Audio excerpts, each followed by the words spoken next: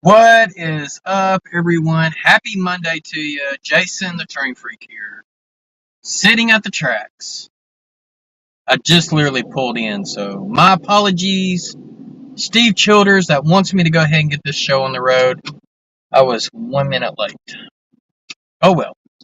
But I do have good news that as I was pulling into the parking spot, I do have a headlight in that direction. So, we will have a train coming today on a Monday. Have I had a train come by on a Monday yet? I don't think I have. So awesome. Well, I hope everyone is having had a great weekend. I did. It wasn't too terrible, except for it was really hot. And other than that, ain't much happening on my end.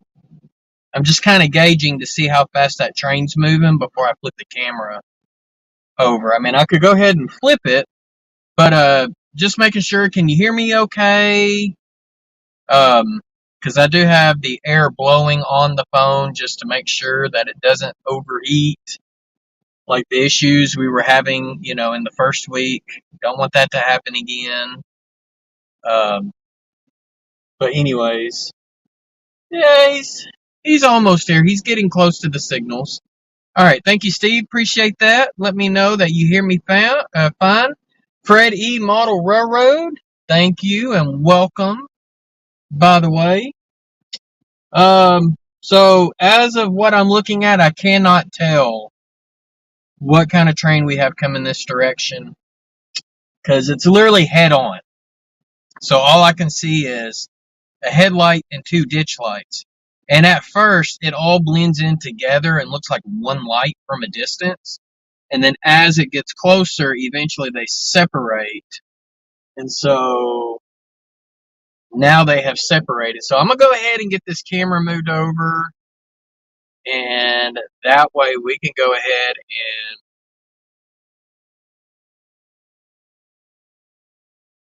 have a train. Now the train's going to come from this side over here. It's going to go that direction. So let's see if I can angle you back a little bit better before he gets here. So just apologize with the shaky cam. There we go. That's a little better, I think. Yo, Dwight Kerley, welcome. Well, if you can't stay long, you're going to miss the train because the crossing gates are going down right now. So the head unit does appear to be Union Pacific, or in my case, Onion Pacific. And I believe he is on Main 2, which is the track that is on the opposite side of me. And it is Union Pacific. And second unit's Union Pacific, it will be a mixed freight. So we like mixed freights. I'm not able to zoom in.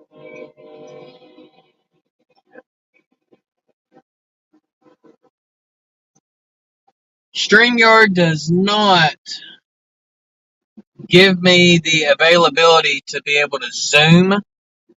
I have to use camera presets, and if I use the other camera, it actually zooms out. Well, Dwight, at least you didn't get to miss the train. But I hope everything goes good for you at the clinic. Oh, there's an old Southern gondola. Where is Mystic John at? Mystic John. Missing an old Southern gondola. Well, if he comes in later, I'll tell him that he's got to go watch the replay.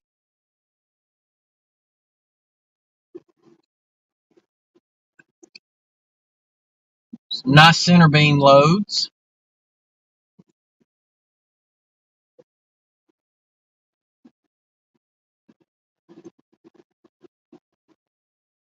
Got some shorty bulkheads coming up.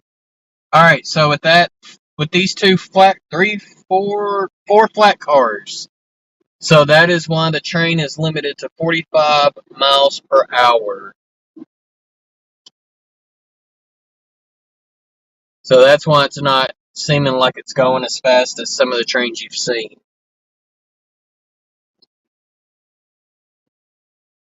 So while you're watching that train go by, make sure you smash that like button. And if you're not subscribed, hit that subscribe button, fill in the bell, and you'll be able to start chatting. Yeah, portable ice snow cone truck go by. Oh, at the clinic? All right, let me go ahead and I'll flip the camera back.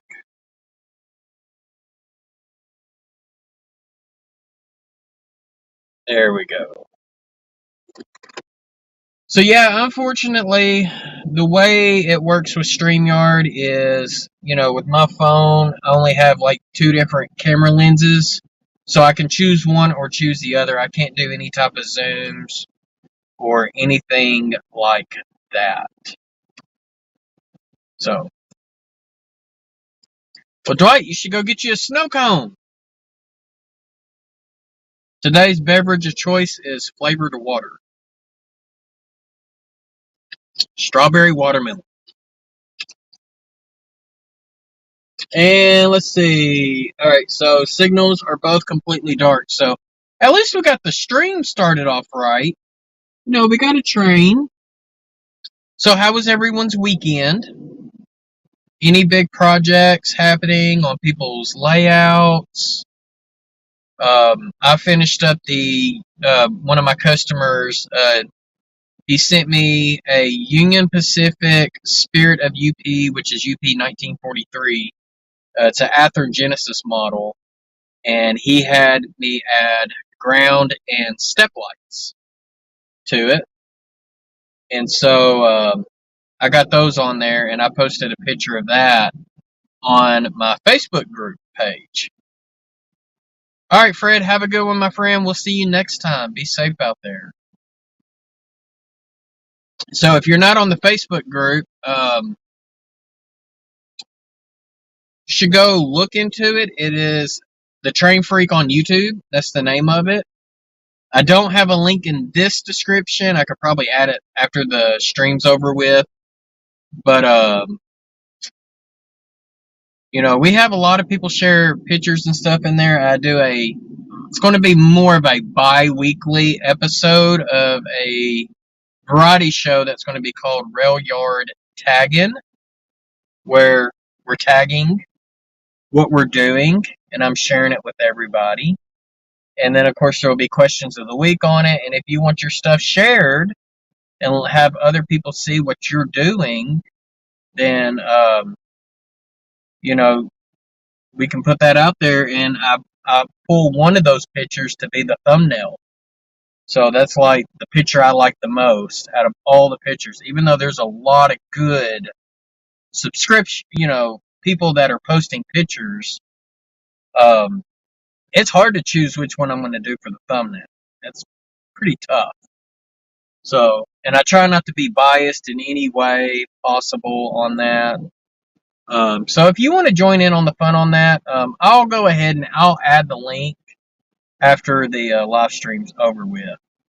So Steve Childers is doing a blue box bonanza 4 decoder installs. Holy smokes. Are you going to be remotoring some of those blue box units? Because depending on, the gen of that, if it's like the really like first gen blue box, those motors have to be replaced. All right, Dwight, have a good one, buddy. Thanks for popping in. We'll see you next time. Hope your appointment goes good. So you got to do one remotor. Yep. I mean, that's part of it. Sometimes you can get lucky, and sometimes it's like, yeah, not happening. And for me, it just seems like every time I try to do a blue box, I've always had to remotor. And including some of the first gen Athearn ready to rolls.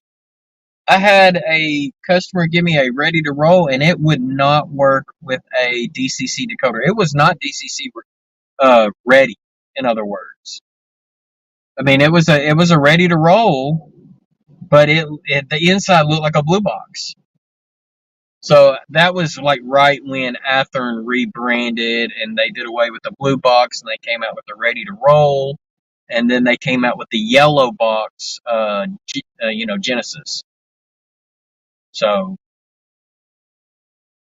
what kind of locomotives? Like, what's the prototypes, Steve? I'd be interested to know. I've got to do a decoder order myself.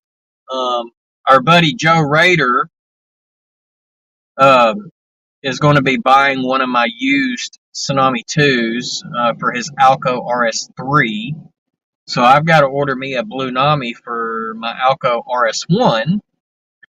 And then I've got 2 GP9s, 2 Alco PAs. I mean, I got several locomotives that's got Tsunami 2s in there. Most of them are like 2200s. I do have a Intermountain set of ABBAs, of FT units, that have 21 pins. So definitely, I'm working towards, replacing all my Tsunami 2s with Blue Nami. And then that's going to encourage me to go even further and, replace other brand of decoders with Blue Nami. So that way I have, several trains up and running. So a Jeep 30, 2 Jeep 35s, and an SD 45. Okay. All right. That's pretty cool. So I've got a lot of locomotives to put Blue Nami in, but I've also got the Central Arkansas Train Show coming up at the end of August. I got to start getting ready for that too. So Steve, if you ain't got nothing going on, the last weekend of August, that's the 24th and the 25th, right along I-40 in Conway, Arkansas, will be the Central Arkansas Train Show. Russ is rocking O and HO trains and stuff. Welcome. I hope you had a good weekend as well. Yeah, you gotta have the keep alive for sure. If you're not gonna wire your frogs, definitely want keep alives. It's what I've been doing on some of mine, Steve. If I don't have rooms for like the Soundtrack's current keepers, which are like 5 capacitors, I've been buying their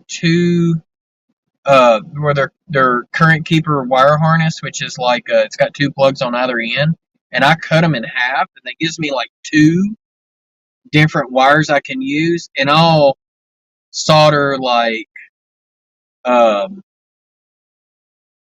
like 1 or 2 capacitors, depending on what I can get to fit in there, and I do it that way, and sometimes, I mean, it just works as good. Is it really 6? I thought it was more like 5 hours away. Is it really 6? How many hours does it take you to get to Amarillo? Because it took me 10 hours to get through, or to get from Cabot, Arkansas to Amarillo with a camper on the back. Which means I was not driving the speed limit. I was driving slower than the speed limit. And that took me 10 hours. So I would think Oklahoma City is at least an hour sooner. Well, and the reason why I can't drive on the interstate with that camper going at the speed limit is because my truck tires are bigger than my trailer tires. So if I'm going like 65, my trailer tires are going anywhere from 70 to 75. It would be like they're going 70 miles an hour. Now, my truck can pull that camper at 80. It's done it before, but what ends up happening is those tires are running, closer to 100 miles an hour being pulled because they're smaller, so they're rotating faster, and it tends to cause them to blow out. So 3 hours, 20 minutes to Van Buren. Okay, yeah, Conway's only like 2 hours from Van Buren. I can make it to Van Buren in 3 hours from Cabot, and it takes me like an hour to get to Conway. Like 45 minutes to an hour. So, 5 hours.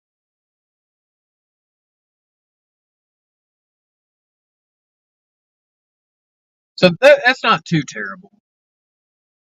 I mean, you're not going all the way to Little Rock, thank God. But I know Flying Crow, he's planning on coming up that weekend. And that is very true too, Russ. Most trailer tires are not rated for high speed. The ones that they do put on campers are, but yeah, most of them are not. Well, yep, no signal. I thought I saw something. It's just a weed. There's some tall grass a little bit that way, like the railroad needs to come and mow or something. Spray or mow or something. Because it's literally right up beside the ballast. Spur and glue, welcome. Okay, your aunt was in the hospital there at Conway Regional. Gotcha. Okay. Well, like I said, it takes me like 45 minutes to get from 45 minutes to an hour, depending on traffic. Because US 64 coming into Conway, that traffic is horrible. And so it takes me like 45 minutes to an hour just to get to the interstate. But once I get on the interstate, I can be in Van Buren within, with about a 3 hour drive. When Amanda was travel nursing years ago, before I ever got on YouTube, she used to stay over at the Lee Creek RV Park, which is exit 3 on I-40. And so I could literally make it from my house to the camper in right at 3 hours. I can be in Russellville in 2 hours. So, hey, Tammy and Ray. Oh, I see y'all got a new logo. I like it. Nice. Welcome. You already missed the train. We already had a train go by. So, later on, Tammy, what you have to do is play this over. And I promise you, it's like within the first 5 minutes. Because when I pulled up, I mean, I saw the headlight like he was coming. It had a Mystic John would like it because it had an old Southern gondola. I think it was a gondola. So, right now, I'm not seeing anything, but of course, I'm going to be here for about another 30 minutes. So, anything could come. I mean, 30 minutes is a lot of time. So, normally traffic's lighter on Mondays than it is on, any other day of the week. But I figured, with this week being a holiday week, they would probably try to push some trains through. But it wouldn't surprise me if Union Pacific's making people drive trains on the 4th. It wouldn't surprise me at all. So, taking a break. So I know y'all have been busy. Did y'all have a good weekend?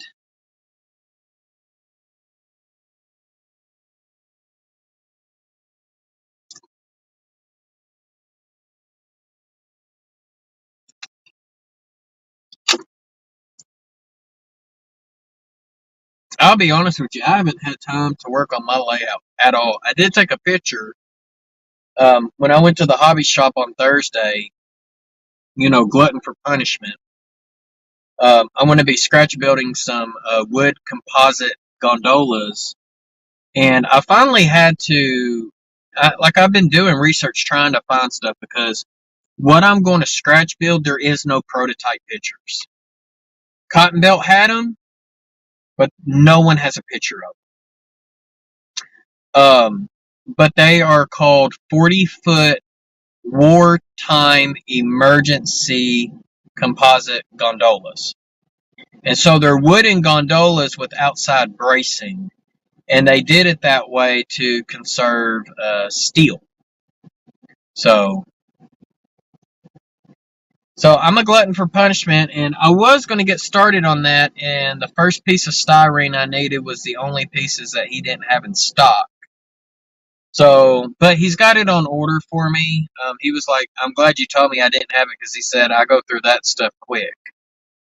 So I'm waiting on that one to come in. That's it's a 060 by 250. So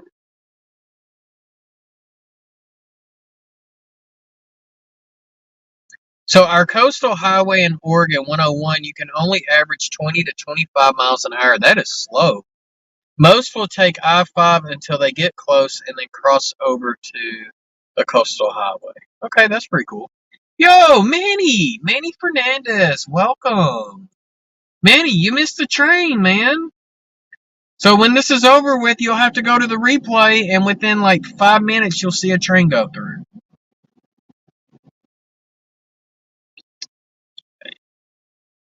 Tammy, I agree with you on that one, especially since I designed the one I designed. Some days I wonder if I'm in over my head. But one of my dreams, and it's not everybody's dream, but one of my dreams, or my goal, my overall goal, is to become a master model railroader.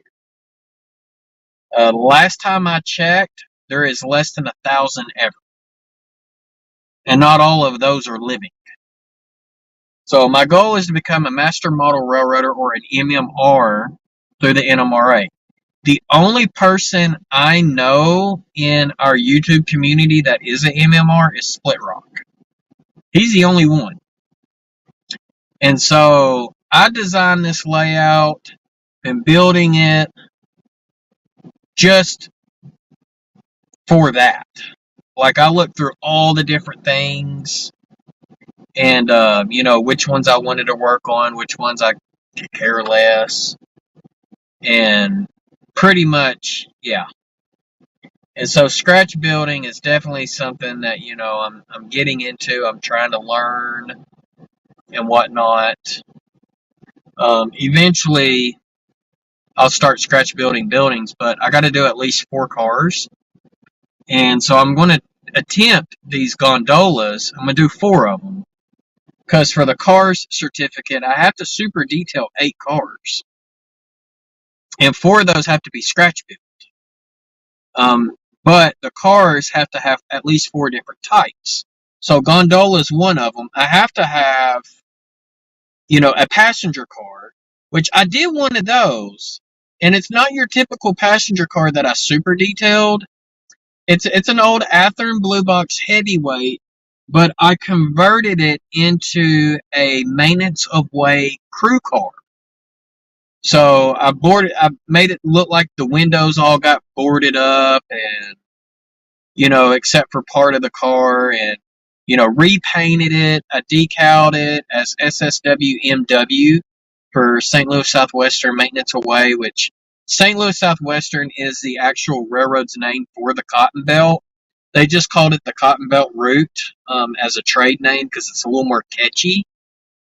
So that one's going to be my passenger car. So passenger car, I got a gondola, I got a flat car, and then I'm probably going to look at super detailing, like maybe either a tank car or maybe probably a box car. Box car would probably be the easiest. But, to do the super detailing, it's like you go and get like an Athearn Blue Box that's got like molded on ladders and grab irons, and you use like a chisel X-Acto blade to take those off, and then you put actual grab irons, stirrups, and ladders on it to give it that not molded look. Replace the brake wheel with a much better one, different things. Oh, that's awesome, Russ. Yeah, I know there's been a couple of others that have been interested in doing it too. And the thing is, the nice thing about doing the MMR program, a lot of the certificates, doesn't mean you have to stick to one scale. Like if you're doing the cars, like the scratch building, all they state is you have to super detail 8 cars. It has to be 4 different types of cars, which one has to be a passenger, and out of the 8 cars, 4 of them have to be scratch built. All right, Steve. Hey, man, I appreciate you popping in here and hanging out with me for as long as you could.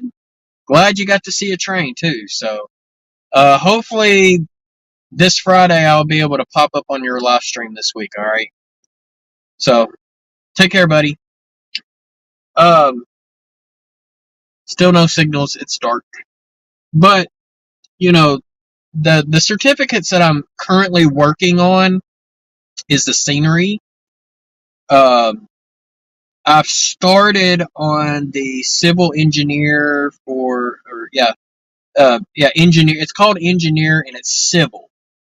That's where it has to do with like the hand laid track, types of turnouts and stuff, and having certain things on your plan and certain things already in practice. I've started on that one, but I kind of took a step away from it, mainly because I want to get the scenery one done first. And so the whole sawmill area substitutes for, the square footage requirement for HO scale. So when I get the sawmill area finished and, detailed and, you try to make it look as realistic as possible, no matter what materials you use, because they do judge it on points. There's 125 possible points, and you have to score at least 87.5 points. So, but that's the one I'm like highly focused on now. The cars one, the only reason why I'm thinking about jumping in it too is to kind of go back and forth between tinkering with something on the workbench and on the layout. And the gondolas that I'm wanting to scratch build are going to be the actual cars that are going to be servicing the sawmill. So it's going to help my scenery section. So that one, and then the other one that I'm doing, and I just gained another point for it, is the Association Volunteer Certificate. Because with it, you have to have what they call 60 time units. And because, I'm involved with what was called the Boy Scouts of America, now it's just called Scouting America. They did a name change. And if you're a merit badge counselor for the railroading merit badge, every month you're registered with Scouting America as that merit badge counselor. And with the NMRA, you get 1 time unit. And then if you help a scout earn that merit badge, meaning that you were their counselor and they earned it, you also get another time unit for every scout. So I taught Merit Badge University back in April, and I had 15 scouts. So all 15 earned it, including my son, which was awesome. So now 15 scouts got me 15 time units, and I have to have 60 total. So that one class was a quarter of the time units I need. Now, I've been a merit badge counselor for a couple of years now, so I'm already halfway to the 60 that I need, and, April of next year will probably finalize it out. If I don't teach merit badge university next year for the railroading merit badge, which I plan to do, then I'll have all my points in September of next year. So that'll be a certificate that I will be able to get finished off.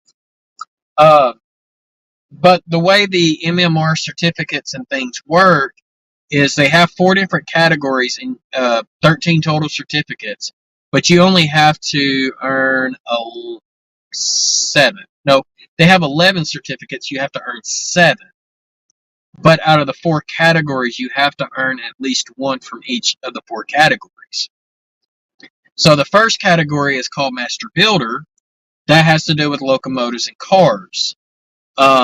Where you have to do super detailing on one or the other. You could do both if you wanted to. Locomotives, you actually have to scratch build a locomotive. Now, you can use, like, parts from like a blue box or something to actually make it, work, but you still have to scratch build a locomotive. And they do allow like 3D, like if you design a locomotive and 3D print it, that counts. They have added that. And then the other one is cars, and I'm doing the cars one, which I've already explained. The next one it's called setting, and it has to do with structures. So it's called Master Builder Structures. So that's like your buildings and stuff. I think you have to have like 10 total buildings, and so many of those have to be scratch built. I might be wrong on that number. It might be higher than 10. I can't remember off the top of my head. It's one that I plan on doing. Then the next one is scenery, which I'm working on now. The third one has to do with a prototype structure. So you actually have to acquire blueprints for a specific building that's either still standing or was standing, and you have to build it to scale. So that one is these are kind of in the nutshell things on the certificates. I don't plan on doing that last one. I only plan on doing the scenery and the structures. And then the next one is the category is called engineer. And there's electrical, which I've already earned, civil, which I'm working on that one. And then the last one is chief dispatcher. I haven't started on that one. But that one is where you actually get to operate the train. So you get a certificate by operating trains. There's quite a bit that goes involved in that one.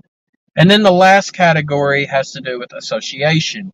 So it's either association elected, so that's like elected positions within the NMRA, association volunteer, which I've already explained what I'm doing, but there's so many other ways you can earn time units on that. And then the last one is author, which has to do with, writing articles, submitting photos of your layout, things like that. So the 7 I'm doing is cars, structures, scenery, electrical, civil, chief dispatch, and association volunteer. So right now I've only got 1 out of 7 fully completed, and I'm currently working on 3, fixing to get started on a 4th. So it just kind of, one of them, it just kind of earns itself. So, but anyways, that's enough about that. And right now, I still don't see anything coming, so I'm hoping that's not our only train for the day. It would be nice to see another one. So, looks like we still got 5 people in here. It kind of flip-flops between 2, 3, and 5. So, I hope those that are popping in, you had a great weekend and not a crappy Monday. I mean, it is Monday, of course. Some Mondays just don't start off as good as others. So, but the stream started off good because we had a train. So, you can't complain there. So,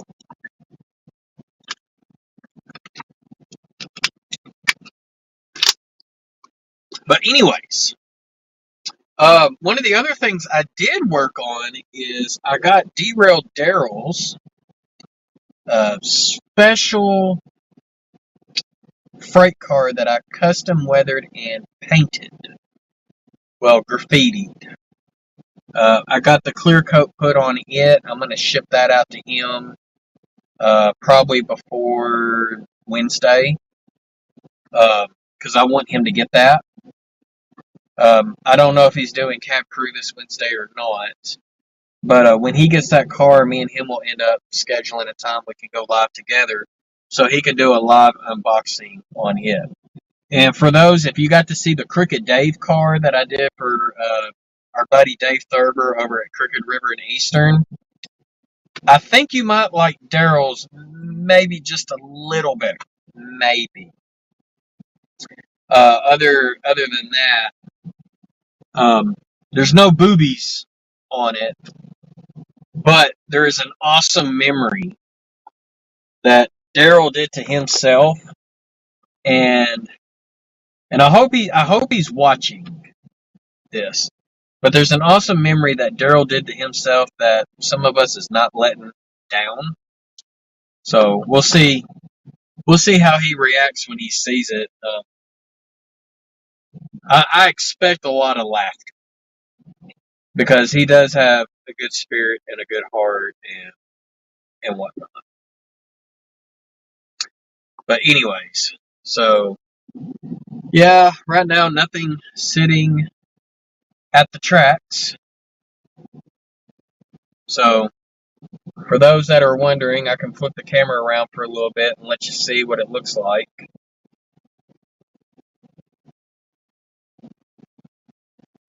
So you can see the tracks are right in front of us. This is my typical rail fanning spot.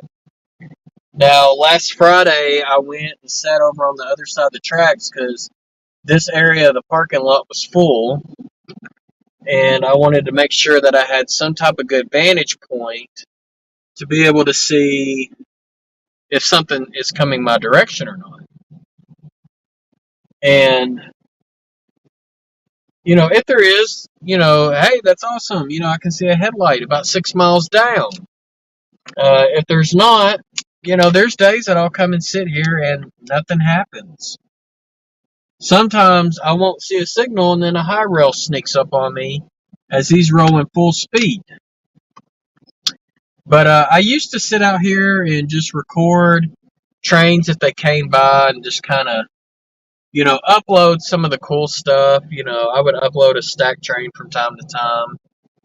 But I figured this week the traffic would be a little hotter than normal, considering that, it is a holiday week. But it doesn't appear to be that way. But I also had to work in another branch this morning, so I don't know if they pushed a lot of traffic through this morning or not. That's very possible too. So,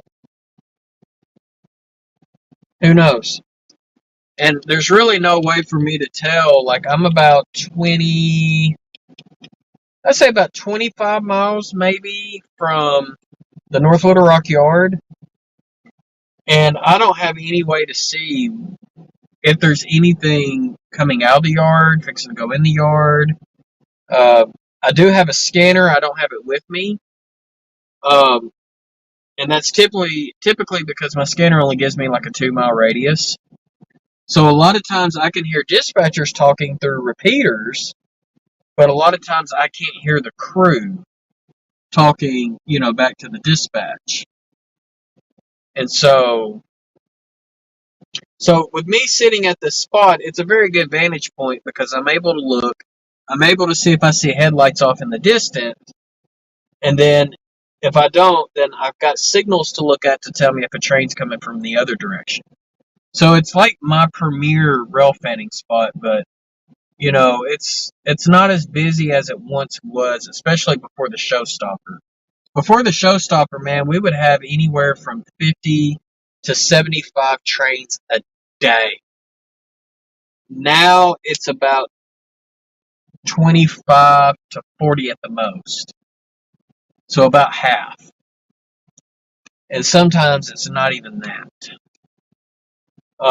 You would think with this line being a double main and it splits off, so theoretically it's 2 routes, funneled in if you really want to think about it, because we have trains that go north and south between North Little Rock and Poplar Bluff, Missouri. But we've also got trains that run east and west between Memphis, Tennessee, and North Little Rock. So, and the area I'm at is where it's, both routes are funneled together before, it wires off, and then they go their separate ways. But yeah, that's kind of, where we're at with that. So it just kind of stinks that we don't have the amount of traffic that we once had, and I kind of also blame PTC on that.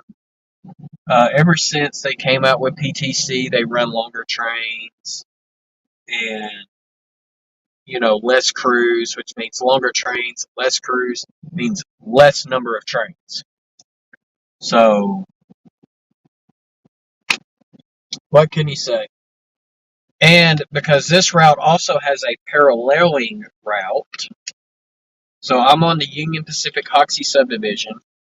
The Hoxie sub and the Little Rock sub is the old Missouri Pacific line, or we called it MOPAC. And then parallel to that, just to the east, is the Jonesboro sub and the Jonesboro sub and the Pine Bluff sub. And so both of those go to Texarkana. So if you ever watch Virtual Railfan and you watch the Texarkana camera, the track right up against the camera, the very first track, that's the Mopax line, that's the Little Rock sub. And then there's quite a few yard tracks in the middle, and then there's another main line on the back side of it.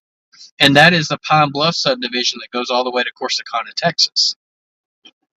So they run a lot of northbound traffic, mainline freights, on the Mopac, and they run a lot of southbound traffic on the old Cotton Belt. So, I thought I had nope.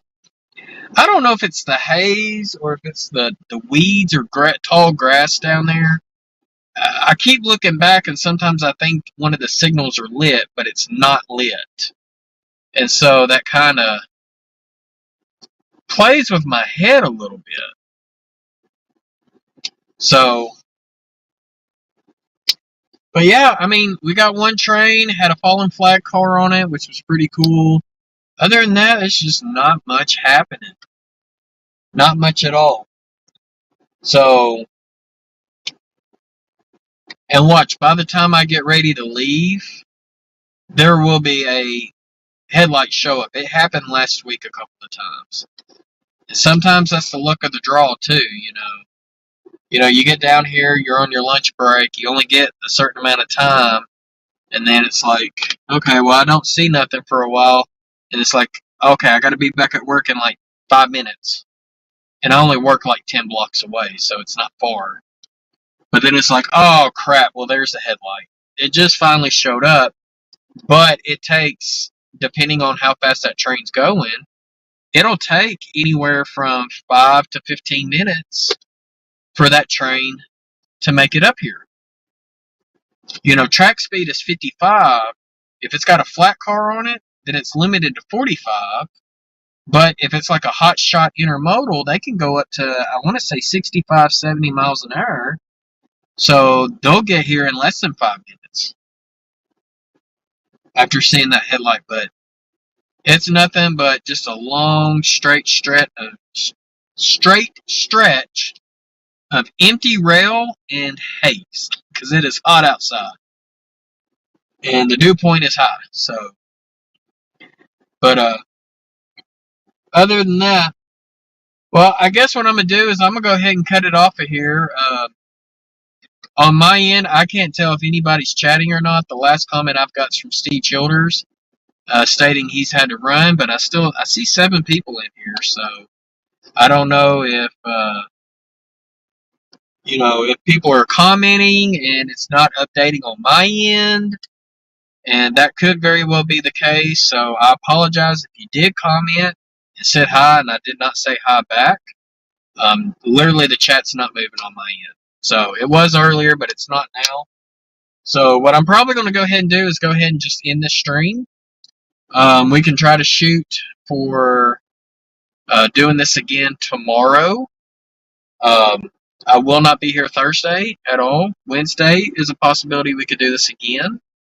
I just got to kind of see how my work schedule's going, and if I'm able to or not able to. So, all right. Well, with that being said, I hope y'all have a great rest of your day, a great week to come, and I will see y'all next time. So be safe out there and happy railroading.